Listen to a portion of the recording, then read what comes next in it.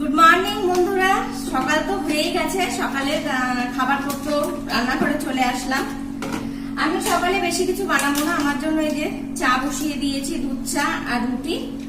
আর ছেলের জন্য যেহেতু সকালে ওকে ওটস খাওয়াই। আমার ছেলের প্রবলেম হচ্ছে, আগে ড্রাই ফ্রুট ডাস্ট করে ওটসের সাথে আমি মিশিয়ে দিতাম। এবার এখন যেহেতু বড় হয়েছে, তার জন্য কদিন আমি ড্রাই ফ্রুট ভিজিয়ে দিয়েছিলাম, কিন্তু বদমাইশ তার ভিজালে খেতে চায় না। আমার সাথে চালাকি করে। ও কি করে, আমাকে বলে না, অন্য দিক থেকে ফেলে দেয়। তো আমি দুদিন সেটা বুঝতে পেরেছি, দুদিন পরে। তাই আমি এখন কি করি, ওটসের সাথে মিক্সিতে আমি রাত্রে ভিজিয়ে রাখি, সেটা আবার মিক্সিতে পেস্ট করে আমি দিয়ে দিই।